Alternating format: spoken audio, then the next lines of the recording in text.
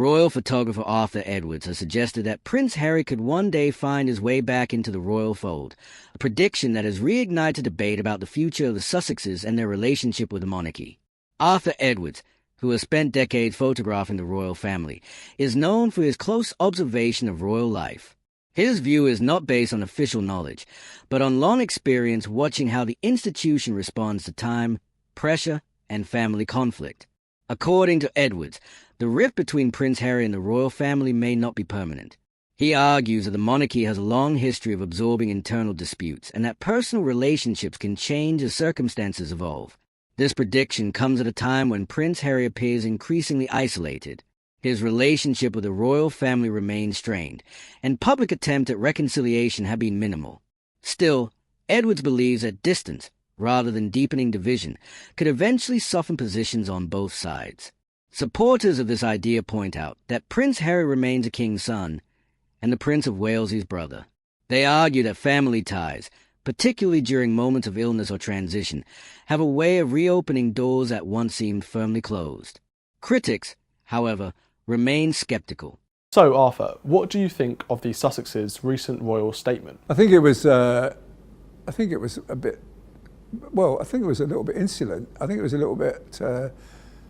It was written obviously by a lawyer, American lawyer, by the sounds of the way it's written, who doesn't understand quite how it works here. You know, when the Queen says you can't do something, you can't do it. And that's it. I mean, she's not saying it because she's being spiteful to Harry, who she absolutely adores, but it's because it's the law. It's part of the Companies Act, and you can't do that. And you certainly can't use a royal title for commercial gain. You know, they can't have tea towels and cups with their brand on it. It's not on.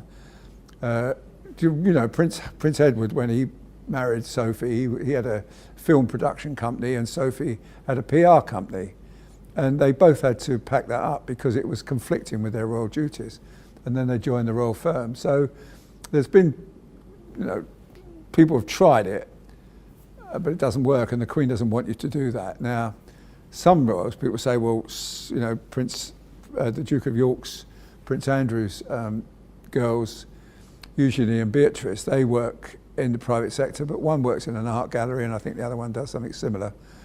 And that's just not for commercial gain. That is because they have to earn an income, because they're not part of the sovereign grant. So Harry, I think Harry knows that.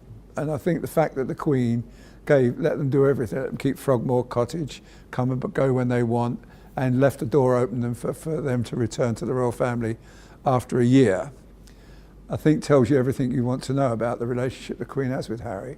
So I say, whoever wrote that statement and put it on their website, it was insolent. Yeah, I think it was it just speaks of lack of respect for the Queen, and I don't agree with it. I think Harry's chosen to quit the royal family. That's fair enough. Everybody should determine what they do in life. But if you're doing that, then you quit. You don't take what you want out of it and leave the rest. You can't, as they say, have your cake and eat it. But I don't think that'll affect them anyway. I think that Meghan and Harry will have a very successful career in America and Canada. I think they'll be in huge demand, whether they're called royal or not. I don't think it will affect them at all. So despite the Sussexes dropping the word royal from their foundation, is it right that they should go out and make a load of money off their royal backgrounds? I don't think making money is such a bad thing in life. I think that's a thing we all try to do. We all try to look after our families and making money. And Harry's got to make an income. Obviously, he's no longer getting paid by the sovereign grant. They argue that Harry's public criticism of the royal family, combined with ongoing legal and media battles, has caused lasting damage. From this perspective, reintegration would require a level of trust that may no longer exist. There is also the question of what rejoining would actually mean. Most observers agree that a return to full-time royal duties is unlikely. Instead, any future role would likely be limited, informal, and carefully managed. Arthur Edwards has emphasized that reconciliation does not necessarily mean a public role. It could simply involve restored private relationships, quieter contact, and an easing of hostility behind the scenes. Public reaction to Edwards' comments has been mixed. Some view the prediction as hopeful and realistic, reflecting the monarchy's preference for stability over prolonged conflict. Others see it as wishful thinking, disconnected from the reality of recent years. Prince Harry himself has spoken about wanting reconciliation, though his actions have sometimes appeared to contradict those statements. This tension between words and outcomes continues to shape public skepticism. Whether or not Arthur Edward's prediction proves accurate, it highlights a broader truth about the royal family. Separation does not always mean permanence. Time, circumstance, and necessity often reshape relationships in unexpected ways. For now, Prince Harry remains outside the working royal structure. But according to Arthur Edwards, the story may not be finished. The possibility of a return, in some form, remains open, even if the path back is uncertain. A concerted effort to humiliate him as much as possible and to get him into a court. But he's done nothing wrong. He's committed no crime. Whatever he's done, if he did it or he says he didn't, whatever happens, it's not, no crime's been committed. He's not going to be charged with anything because there's nothing to charge him with. And they just want to get their day in court. And I suspect that the bottom line is that it's all about money. Who wants to get how much for what, you know? And I think he's doing the best thing. He's withdrawn from public life, hopefully for not too long, because I find him a very nice man to work with. And hopefully it'll be resolved. But I think the Queen is obviously very worried about that. In fact, recently up in Sandringham, she went to church on Sunday and Prince Andrew accompanied her, and I thought that was lovely.